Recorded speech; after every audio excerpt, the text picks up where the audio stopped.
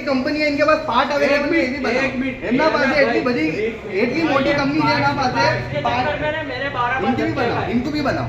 बोलो भाई। 1.5 महीने से मैं खुद धक्के खा रहा हूँ यहाँ पे, कम से कम 12 से 15 बार मैं यहाँ पे आ चुका हूँ, एक की एक चीज के लिए। मेरे को गाड़ी लिए, मेरे को अठवाडिया भी नहीं हुआ था, मेरे को यहाँ पे आना पड़ा था।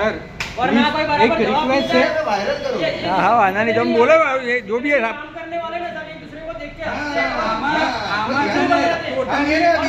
मैनेजर को बुलाने का बोलो ना, तो बोलते वहाँ गए, वहाँ पे गए, कोई मिलता नहीं है ना, नाम बताते। ये मैंने ऑनलाइन ચલો હું બ્લેકમેલ કરું છું, બરાબર? આ કહે છે કે હું બ્લેકમેલ, આ માણસ તો જો હું તો અંજાણું છું આ માણસથી। ટોટલ બ્લેકમેલ કરવામાં આવે છે।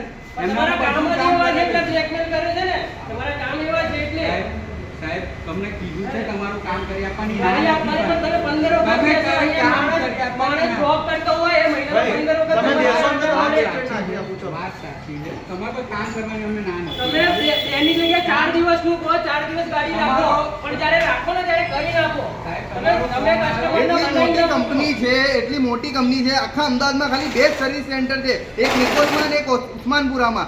એસીઆઈ વાળો બંધ થઈ ગયો છે, હવે બોલે કે અમને લોડ પડે છે, તો લોડ એવું કેવું પડે છે કે ગાડીની તમે સર્વિસ બરાબર નથી કરતા। હજી 15 દિવસ જ થયા છે મારી ગાડીને નોઈઝ પ્રોબ્લેમ થઈ ગયું, અને અત્યારે કુંડીની બેરિંગ તૂટી ગઈ હતી, તો એ બી કરવા આવ્યો। અને ટી તો શોરૂમ ઉપર હતો ને ત્યારે એમને સર્વિસમાં કીધું કે ભાઈ મારી ટીનું પ્રોબ્લેમ હતો, હજી સુધી ફોને નથી કર્યો।